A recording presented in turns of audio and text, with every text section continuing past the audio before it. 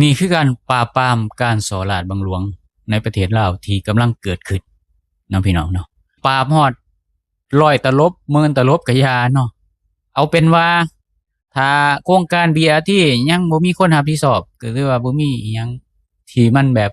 น่าสนใจหรือน่าเสิร์ชสู้อิหยังหรอกแล้วก็รถแกไม่ทอนนี่แกเกือบเป็นรายวันก็ได้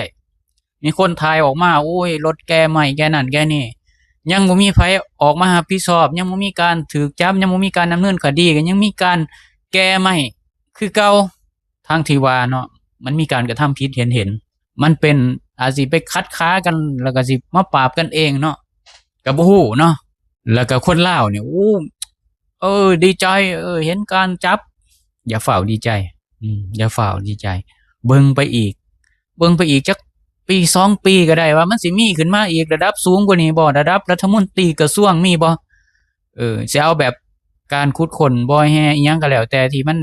ถูกจับอยู่ซุมื้อนี่มันต้องมีคนรับผิดชอบแหมมันว่าจับแล้วก็แล้วเนาะไผเซ็นให้เขาไผให้เขาเข้ามาเอารถเอาล่างเขามามันสิยัดใส่กระเป๋าใส่ถุงเสือมาได้เด้พี่น้องมันขนมาชาวบ้านชาวเมืองก็ถ่ายลงคลิปอยู่โอ้ยมองนั่นมองนี่มีรถก็บ่เห็นว่าสิเฮ็ดอิหยังเนาะสิจับก็จับแต่พวกที่แบบคัดแคงก็บ่ฮู้อันนี้ก็คือสันนิษฐานเพราะว่าหยังตราบใดเนาะยังที่มันชัดเจนกว่านี้ยังบ่มีความแบบให้มันชัดเจนกว่านี้ต้องท่าเบิ่งไปอีกอย่าฟ้าวดีใจเนาะสำหรับพวกมนุษย์ธรรมเนี่ยอุ้ยส้มเซ้ย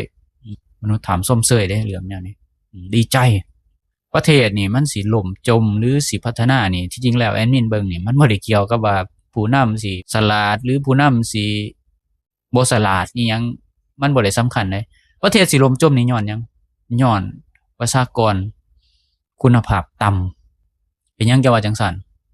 เรื่องการส่อราษฎร์บังหลวงเรื่องเงินเฟ้อเรื่องอิหยังก็แล้วแต่เนาะเรื่องสินค้าแพงเรื่องค่าแห้งถูกเรื่องจีนเฒ่าก็พากันเงียบกับส้มเซ้ยแล้วก็มิดเงียบคันแม่นรัฐบาลออกมาเฮ็ดเวียกน้อยๆนึงก็ส้มเซ้ยคันรัฐบาลบ่ออกมาเฮ็ดเวียกก็มิดเงียบมีไผกล้าหยังพวกอินฟูพวกคนดังหลายบ่ได้แต่เอาเวลาไปเฮ็ดแนวอื่นเนาะถ้าเทียบกับคุณภาพเนาะประชากรของประเทศอื่นอินฟูบ้านเขาออกมาเว้าออกมาต้องติหรือว่าตำหนิติชมการเฮ็ดเวียกของรัฐบาล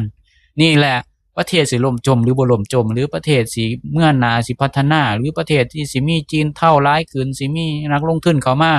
ควบคุมเศรษฐกิจลาวหลายขึ้นมันบ่ได้อยู่กับผู้นำมันอยู่กับประชากรที่มีคุณภาพหรือบ่มีคุณภาพ